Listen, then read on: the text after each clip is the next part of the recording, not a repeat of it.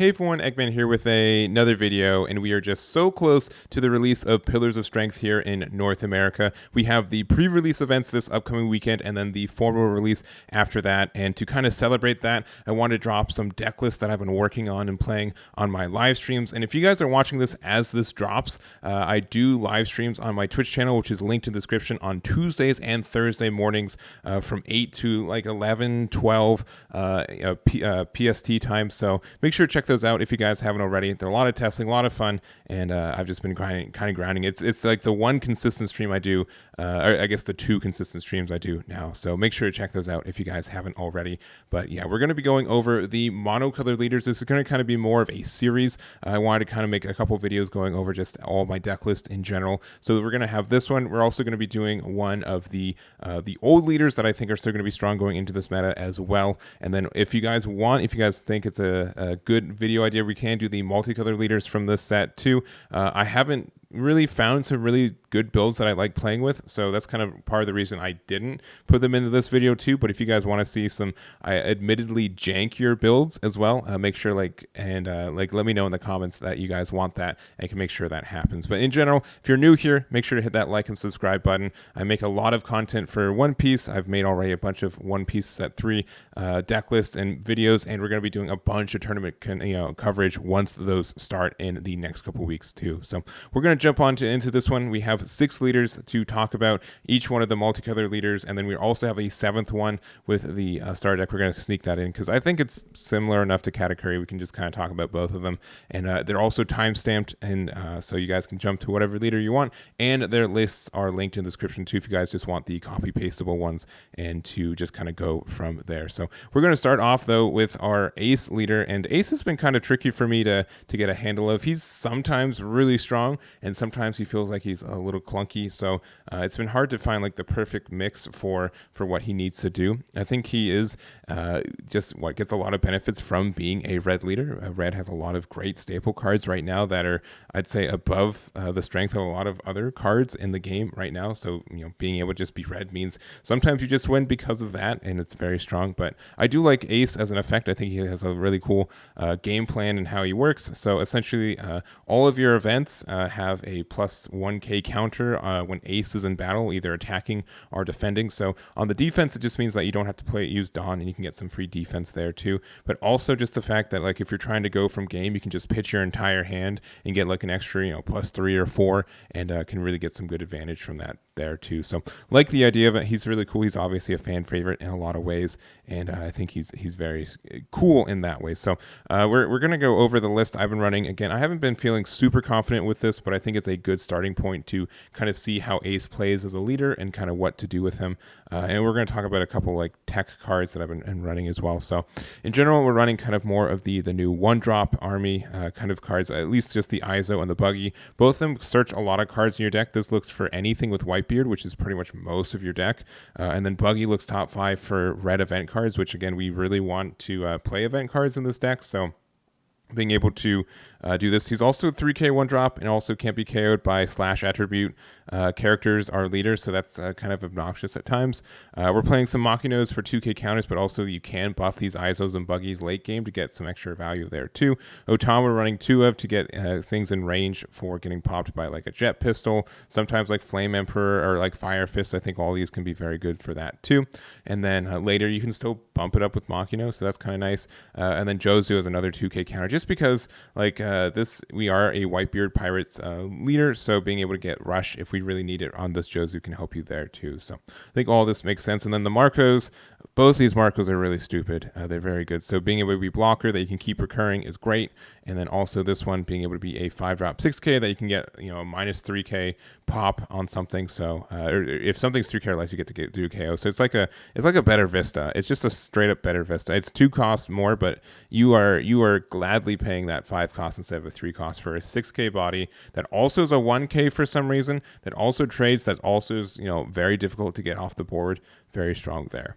We also have 3 of the 7-drop ace. I think this is great too. Being able to be rush also gives something minus 3k, so you can put stuff in range. Works really good with Fire Fist. I can get some good board clear. It is a 10 Dawn play, but that can be great there too. And just again having rush, and sometimes you do like we don't play a lot of characters in this deck too, so being able to play a 7 cost 7k, which is a little bit trickier for your opponent to get rid of the off the board, I think is good there. And then just one Newgate. This is a decision I think right now. If you guys don't like Newgate, don't run it. If you guys like Newgate, run like 2 or 3 copies. I don't think this is a deck that runs 4 of it, but it is something that's very strong. It's also not as dead in hand either, since the Marco, this one can recycle it to keep it around. Meanwhile, this Marco is only event cards, but we're going to have probably a bunch of those in this deck too. We have some of the old favorites. We have Radical Beam, Guard Point, Whitebeard Pirates, which is an older card that hasn't been seeing as much play, but being able to cycle and just be a red event card that's also just a Whitebeard Pirates means it just helps your consistency from your eye zone, your buggy. We have Crossfire being able to give something minus 4k either on main or counter, so it's a little bit flexible there too. Fire Fist being able to go 2 for 2, since you have to discard an event card from your hand to KO a 5k power and a 4k power less. Also, 5k power less from trigger from life is not too bad. You have a Jet Pistol, you guys know, and then Flame Emperor, probably the neatest card for this deck. So being able to KO up to one of your opponent's characters, the 8 cost power or less, then this leader gains double attack and plus 3k power during this turn. And also the trigger is the same as Jet Pistol too. So great in hand, great in life, and can get some great value. So, and you can also again use Otama to kind of pair with it. You can also pair with it with Crossfire and use either of these effects to put something in range, and you can get rid of a 10k, which is great in a lot of ways too. So pretty fun deck. I do think again it can be a little bit clunky. Sometimes you need to play more character cards, sometimes you're kind of running out of events somehow, and a lot of your cards are kind of reactive, so if your opponent doesn't give you a lot to work with, you just kind of have a lot of dead cards in hand at times. So, but I like the leader, I think it's good, and here is my example list here. So next up we're going to talk about Kuro, and this is the worst list in this build, maybe rivaling Iceburg. You guys can decide there. I have very little experience with this deck because I didn't really like playing it, to be honest. If you guys like it though, you go nuts, go for it. It just didn't feel like this deck had a lot going for it, and you guys might see why. You guys see why. So it's Kuro. So activate main for 3. Rest 2 of your character with the East Blue type. Set this character is active and rest up to one of your opponent's characters at the cost of 5 or less. So honestly, like 3 to rest something at 5 and unrest yourself. I don't know, like this. The cost of this is not terrible for all you get to do, but it also means that there has to be a lot going on for you to be able to get the maximum value from this card, right? You have to have 2 cards on the board. You have to rest them, which means you're not attacking with them for the turn, and that also means that they're very easy for your opponent to attack next turn, which is kind of tough. And then just kind of everything with it. So it's a very kind of clunky leader at times because sometimes it just does nothing, and sometimes you can get like 2 attacks with it, which is really nice, but like, I don't know. It's just very weird. It's very weird with how it works. So I am kind of pairing it with Wano in this. It might be wrong, but I just feel like getting some card draw in this deck and cycle is kind of good. So we're running Momo, we're running Cat Viper. I also thought like Paradise Waterfall might be a good choice for this deck too, just in the fact that you're able to use it to set something to active. So if you do have a card that and the other thing with this is that there's very few like 5Ks and 6Ks that you can actually defend with this, because if it was like a 6K that you could put into rest, and which meant that your opponent had a harder time attacking over it than attacking into you,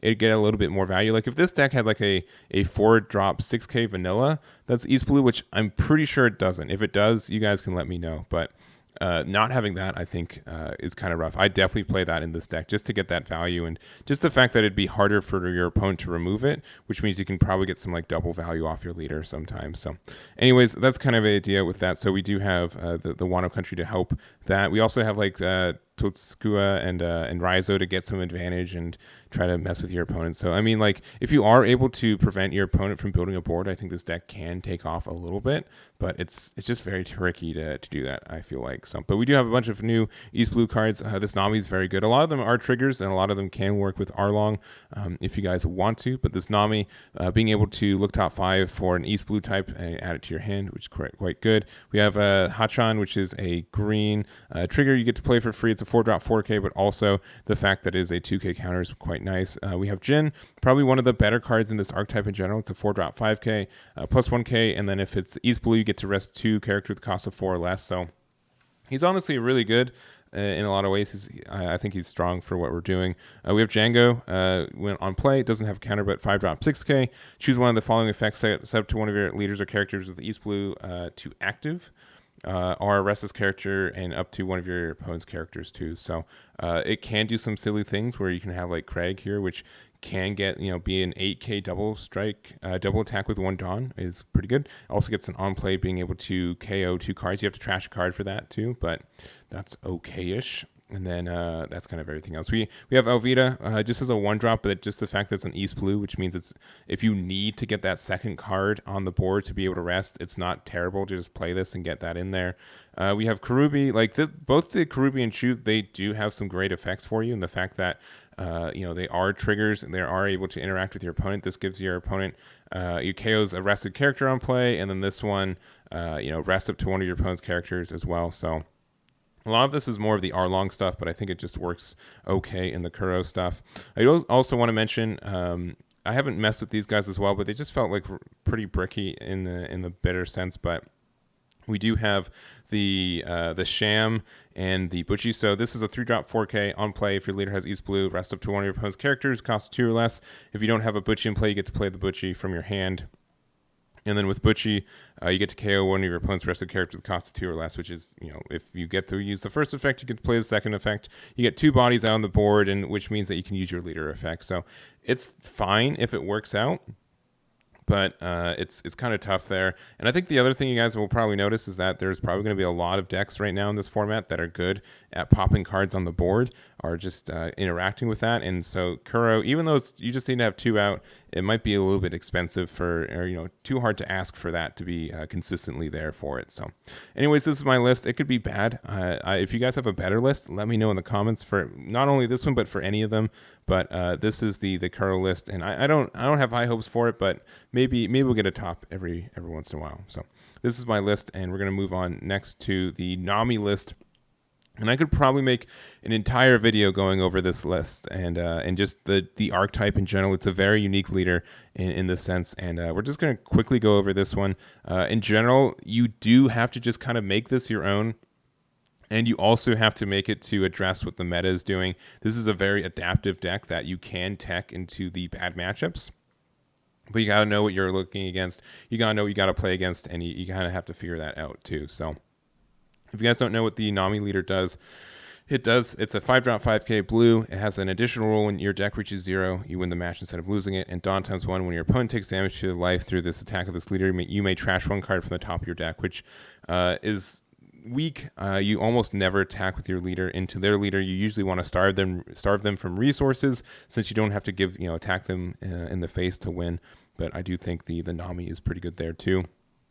Sometimes you just need that one more to get there, and from there. So we're running like the Impel Down package for this, which is just the idea that you get a lot of recursion. Mr. 1 being able to get a blue event with a cost of 1 for your trash in your hand is good there too. Just being able to get cards in your hand to trash and get some additional discards. We also have Rubber Band of Doom, and as well as the Giant Gavel. Both these cards being able to get a trash from your deck when activating. So this is a trash card from your hand. Give something plus only your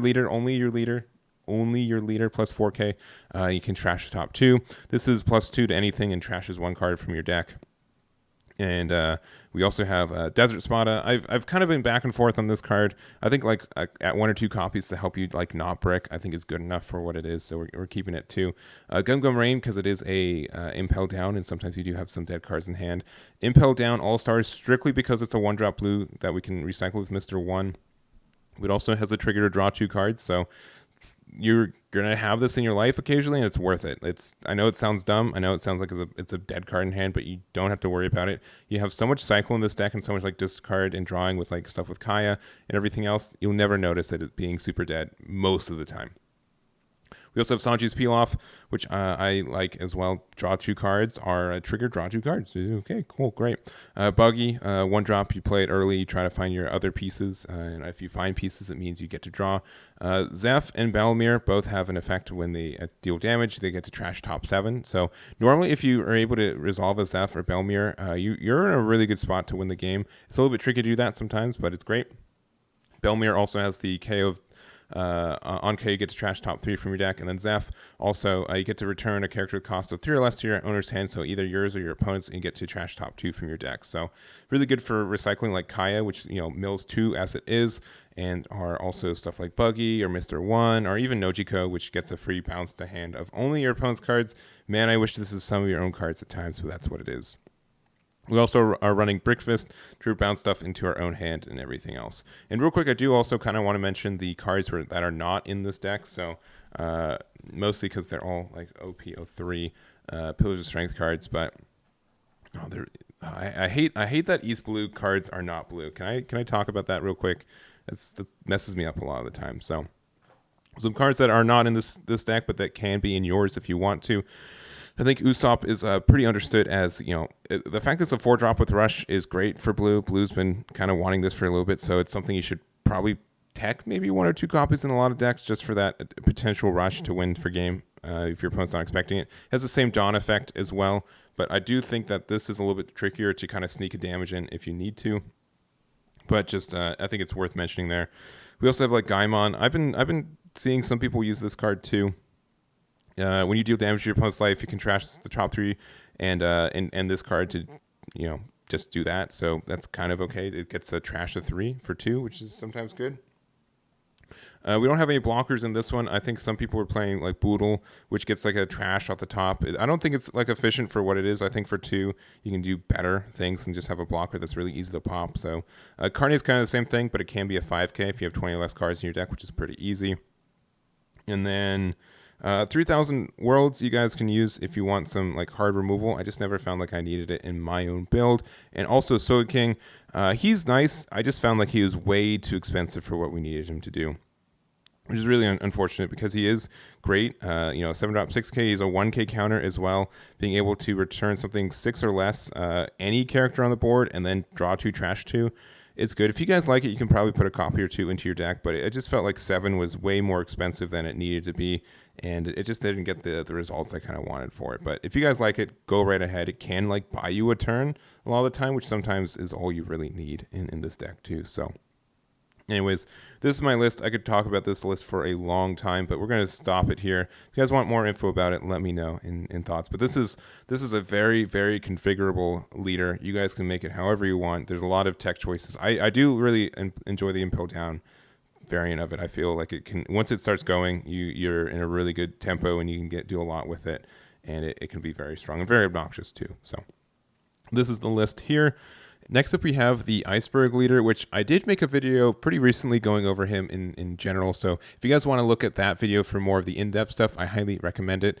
But going, the cliff notes for that one is that he's a really unique leader, which doesn't mean he's uniquely good. He's just unique in the fact that he does play cards for pretty cheap in his archetype, which is neat, and just has a lot of different plays. And the way that you use Dawn in this deck is a lot different than any other deck in the game, which I think is really interesting. So he is a 5-drop, 5 life purple leader. He can attack, which is again very unique. He has an activate main for Dawn -1. You play up to 1 character with the Gallery Company type with cost of 5 or less from your hand. So for losing 1 Dawn, you get to play a 5-drop, which is again very, very cheap, very, very cheap in this card game. So again, you do have to give him some downsides. So not being able to attack does catch up to him pretty quickly at times, but I think it's a fairish trade, not an outrageous trade, which is why he's not doing, I think, super hot. But I did make this version build kind of more on the film archetype, just because it was just a lot of value I felt from this. There's a couple cards I liked in general, and I honestly have been liking it a lot. I think it's been very fun, and I've been really enjoying what this deck can do. So let's kind of go over it real quick. I've made a couple like minor changes since I last talked about it, and again, I think there's a lot of good stuff that this version can do. So The kind of main core though of like the water 7 cards, we have Khalifa, which is our 4-drop, 4K, 2K. When attacking Dawn -1, you get to draw 2 and discard 1, which is nice. We have Kaku, which gets banished when attacking Dawn -1, and then Lucci, which when attacking Dawn -1, it gets to rest something with cost of 5 or less. So all these effects are pretty good. They all cost a Dawn -1, which can be a little bit expensive in most other decks, but not this one. We also have a Tile Stone. It's just another water 7 card. It's a 5-drop 6K on KO. If your leader has the Gallery La Company type, you have to put 1 Dawn card from your Dawn deck and rest it. So being able to get that Dawn back, I think, is good there. There's not a lot of cards in this archetype right now, so we don't have a lot of variety there. But that's kind of the mini archetype for it. So you do not, I'd say like this build specifically runs less water 7 cards than the other builds. So you do have to be a little bit careful with which ones you use for counter power and which ones you keep in hand, because you almost always want to drop one from hand with your leader effect every turn. So. And then also the film stuff. So the big reason we kind of wanted to go into film is from 1, Guild Cicero. So just when attacking Dawn -2, you get to draw 2 cards, which is very, very good in this deck. You really don't care about that Dawn -2 compared to a lot of other decks. And so being able to draw 2 in this card game is like outrageous. So I think he's very strong and helps you out get some card advantage back, I'd say, later in the game, which is nice. And then also we have Karina, which I really, really like Karina in this deck. I think it's fantastic in a lot of ways. So activate main once per turn, rest this character. You may trash 1 film type card from your hand. If your opponent has more Dawn on their field, then you get to add 2 Dawn cards from your Dawn deck and rest them. So being able to So let's say we go first. We'll say we play Kuro, use the effect there, and then from after that we'll go into we'll Dawn -1. We'll play one of our guys. So we'll go back to 0 Dawn. Cool. Turn 2. We'll go back up to 2 Dawn. We'll use Karina. We'll play Karina outright. We'll do another -1 effect to go into another guy, and then we'll be at 1 Dawn, and our opponent will be at 2 Dawn since it's our next turn. So we can use Karina effect, then we'll go back up to 3, and then we'll be able to kind of go off from there. So I think it's very strong. Again, and then your opponent kind of has to attack into this. Otherwise, like you could potentially ramp again, and there's just a lot of benefits, I feel like, to doing this kind of play. So I like it a lot. I think you can get a lot of advantage from it, and being able to get that 2 Dawn pretty consistently back means you just have like a lot of extensions and at the cost of discarding 1 card for your hand, which is not, I'd say, too terrible in a deck that's really easy at or very good at like drawing additional cards off, again, Guild Cicero, off Khalifa, and also off Queen, which has to be in every purple deck that we play. So that's that. We have the field card, which is good. We have the Lion's Threat, which gets rid of a 5 cost or lower character, which is good enough. And it's a film type, which means it's searchable off the Buena Vista, and because it looks at it's film type. Just making sure it was not only characters. We also have Shiki, which is also film, which also is 2K, which is great, and then Uta, which is a good blocker in its own right. It can go 2 for 1, which is good. So. Anyways, test this deck out if you want to. I think it's fun. I don't know if it's good, but I've been enjoying playing it. So there we go there.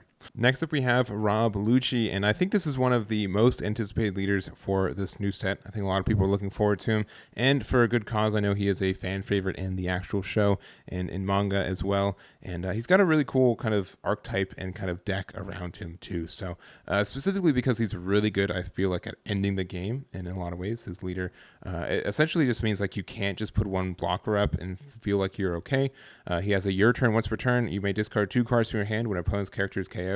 Set this leader as active, which means that you can put 10 Dawn underneath this guy and then attack, and if they block it and the blocker gets KO'd, you get to just discard 2 and then get restand and get another 15k attack. So you get some cool stuff with that too, but also it doesn't matter how the card is KO'd. It's just the fact that a card is KO'd on your turn, which means that if you do have some ways to like bump him up, like put him 5 Dawn underneath him, attack as a 10k, and then I don't know, like play like a Kobe and get rid of a tiny 3-drop or something on the board, then you get to restand your leader and attack again. So it's it's with playing Kobe, you gotta discard a card from Kobe and then like 2 from the Lucci. But if you originally put 7 Dawn, so that's a 12k, and then it's it turns a Kobe into like the useless kid leader effect in a lot of ways. So again, very, very good at ending the game, I feel like, and has a lot of great abilities with him too. So.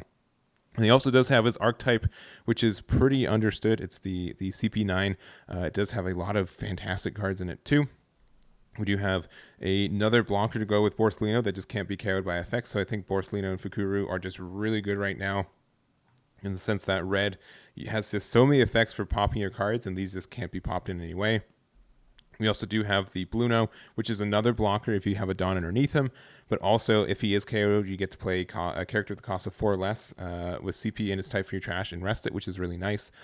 We do have the Air Door, which is make or break, I think, for a lot of players. It's a little bit unfortunate that if you do whiff with this card, you did just lose 4 Dawn, which is pretty rough. But Mate, if your leader has CP in its types, look at top 5 cards of your deck, play up to 1 character with the cost of 5 or less with CP in its types, then put the rest in your trash. And then trigger, play up to 1 black character that with a cost of 3 or less from your trash as a trigger, which means you can play Fukuru, which is a great blocker, and you'd love to have it. So that's kind of the idea for this one. And I would say like I'm a little bit safer with my ratios of CP9s, including just having some of the vanilla cards. I think Kumadori is just a good card.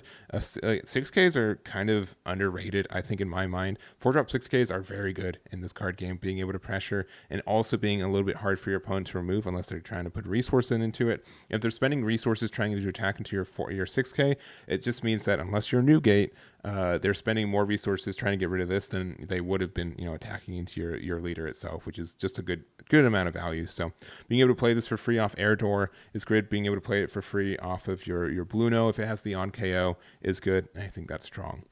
Which is also why we're playing Narrow, and just like another target for like a 3-drop from like the triggering of Air Door if needed. You're not always going to see Fukuru, and sometimes, again, I've been in situations where Air Door like would have missed if I didn't have Nero in my list. And I just feel like you kind of, I don't know, you got to be careful. Sometimes if you're playing poor ratios for Air Door, you're just going to be in trouble, I feel like, a lot of time. And lastly, the best card to get off the Air Door, we have Kaku. So on play, you return 2 cards with CP type from your trash to the bottom of your deck in any order, which is good, especially since it's not like cards that would have been like in your hand. They're just cards that were trashed, especially if Air Door looks top 5, we find Kaku and 2 CP9s, or even 1, because Air Door counts itself for Kaku's effect. So you just have to, you can bomb deck Kaku's, the Air Door that found Kaku, and then 1 other card, and then you get to pop something with 3 cost or less, which is great. He also has a 1K, which is, I don't know if he needed to be a 1K, but I will not complain about it. We're using Sakazuki, just good removal, and then also Aisho, which I think is a really good card in the early meta, and then will probably drop off a little bit towards the end when people kind of realize how to play against it, but it's an on-play for opponent has 6 or more cards in their hand. Your opponent must trash 2 cards from their hand. Very good effect. If your opponent has like 8, or even if they have 6, you have to go down to 4. This can just win you the game if your opponent's not playing around it, which is cool. But he is a little expensive. But being able to give everything minus 3 cost, which means that you can have like a Kaku play or Sakazuki. In a lot of ways, I don't know. I think he's just like a better version than Kuzan, especially since you can play him on turn 8 and then you can go from there. And it's just the fact that you can leave 2 open on turn 10, I think is great too. So good character. I think he's very strong for this deck and in black in general. So anything else, we just kind of have like the generic good black cards. We have Susuru and Tsushigi for 2K counters. Khalifa as well is another 2K that also is a CP9. Sometimes you do want to play this off your trash because on play you get to draw 2, discard 2, and give something minus 2 cost. So obviously you can get some good effects with Kaku, making it KO of 5 cost or less, and you get 2 bodies on the board too. So I don't know. You're kind of like a bit of like a tempo deck in a lot of ways, and I feel like you don't need to be like. Don't be afraid to attack with Bluno, even though it can have blocker. Don't be afraid to attack into it because if your opponent tries to get rid of it, then you just get another body back too. So he's very good in that way, and I highly recommend. Like you can get some really good tempo with this leader, and your opponent just can't keep up a lot of the time. So, anyways, I like this deck a lot. It's probably one of my favorites into this format, and it's very strong. So make sure to check it out if you guys haven't already. And to wrap it up, we do have yellow, which is the new color, and I've made a couple videos going over yellow already. We do have the Katakuri and the LinLin leaders, which I think they're going to be pretty similar in a lot of ways, especially, again, the card pools for both of these are pretty small for yellow, so there's going to have to just be some overlap in general. But I think Katakuri is just the overall better leader. I personally like LinLin a little bit more. It's kind of more of my play style and kind of how I like to play the deck in general, more like leaning more to control. And I'd say that Katakuri is more of tempo, especially with how his effect is. So It kind of leans to that, but these leaders could probably run almost identical decks and probably find approximately the same amount of success. But we're just going to go over both decks real quickly. So LinLin has the effect when attacking Dawn times 2, when you may add the one card from the top or bottom of your life to your hand. If your life's at 2 or less, you may place one card from your hand at the top of your life area. So being able to use this effect to draw or cycle a card is great. The fact that you get to know what card you put in the top of your life is great, especially since yellow is all about the triggers and everything else. I think that's very solid, and you get some good advantage for it. So and you just kind of yellow's just kind of a bully a lot of times. I feel like in this game right now there's a lot of just good cards in it. We have a good amount of 2Ks. Our 2Ks are also very good. I say putting the 2-drop here is just the worst. I'd never play it. The play effect is just kind of rough. But Struzen is great. It's a 2K, but also the fact that I can KO a 1 cost for 1 is very good. Sometimes there's just a Tony chopper blocker that's in your way. Play the Struzen, you win the game. Very good. We also have Sanji as well. Being able to use it to it's a 2K counter, but I don't mind playing this card on turn 2 outright because it has a Dawn times 2 when attacking. You may add the top or bottom card from your life to your hand. Add up to 1 card from the top of your deck to your life. So that, unlike the leader effect, this does actively draw you a card, which is great. Card draw is very important, I think, in this card game. It's very rare to get that, and so I think that helps a lot. And then your opponent has to attack into it, which means that it's a 2 it got out of the attack because they had to attack into this instead of your face. So great card. Do not be afraid about hitting this onto the board. At least early. Late game is going to be popped. So, but if you're going second, you have nothing better to do, play Sanji. I highly recommend it. And then we do have a bunch of good cards with Trigger in this deck too. So we have Espira, probably the best one. It's a 3-drop 5K. Trigger, you get to discard 1 card of your hand to play this for free. And then it does have an on KO, look top 3 cards for a big Monster Pirate, which is most of this deck, especially late game. Like if you play this on curve, and let's say you play with 3 Dawn, or let's say even 4 Dawn. Say you play with 4 Dawn, you attack with it the next turn. So when you're at 6 Dawn, the next turn after that, you're going to be at 8 Dawn, which means that if it gets KO'd, you can get the Charlotte LinLin or the either one of those. You're going to find your curve, and it's going to be great. So very, very obnoxious card, and very, very good there. And then there's also Cracker. Slightly worse. It is a 1K counter though, which is great. And then also Dawn times 1. If you have less life than your opponent, this gains double attack and plus 1K power. Most of the time, you just care about that plus 1K power because you get to be a 7K for 1 Dawn, which is great. And then it also has the same kind of trigger. We also have Brûlé, which will just snipe you so many wins sometimes. Sometimes, this card will say, you played terribly this entire game, but I was the last card in your life, so you win. So congratulations for it. Just having that 1 extra blocker for free, very good, and saves you in a lot of spots when, again, you don't really deserve to win. And then also, this is a little, the only, difference I'd say for this deck compared to the Katakuri list is that I'm playing the Napoleon and the Prometheus, the homies, as it, have to have Charlotte LinLin for, which can be the characters, not just the leaders, but you may rest this character up to one of your Charlotte LinLins, gains plus 1K power until the start of your next turn. And just the fact that this is a card that you can play for free off your life, and just the fact that there's just so much of a, sometimes you just need one more attack, right? And you Rush is kind of in this deck, but in yellow, but not really. So being able to have this and get that boost, I think is great. And then it means you're a 6K leader on both offense and defense for the next turn. And then Prometheus can sometimes just snipe a win too, giving any character double attack. So for 3 Dawn, which means that if you have your big 12K Charlotte LinLin, you can play it for 3. Attack with this double, and then you can just have a couple single strikes and try to push for game 2. So I think Prometheus can definitely win the game out of nowhere because of that potential for the double attack. Same as Cracker, but I'm putting 1 in there too. Also Shirahoshi, very good. I think he's a little bit better in Katakuri, but being able to draw 3, discard 2 is great. Being able to cycle your hand and make sure, and if you just have a bunch of dead cards in hand with Charlotte LinLin, you can just put this to the top of your life, take the damage, and then use this to cycle it. And you get to play this for free, which, even though it's a 0 cost, sometimes you do just need to have 1 more attack, and that this can do it. So it's a very good card for that too. Anything else? Oh, the events. Soul Focus, I like this card, but I feel like I started off with 4. I think 2 is where you want it. There's a lot of decks that really don't care about this effect. They'll just take the damage themselves, and you don't really feel like you accomplished something, but sometimes it does like win you the game randomly, which is really cool. Thunderbolt, I've been adding this one a little bit more, especially since like Charlotte LinLin can just put it on top of your stack and be like, okay, well, I can pop something 5 cost or less very easily with this for free now, which is good. And then also the Sovereignty. This card's kind of silly in this deck, since you can just keep putting it at the top of your life.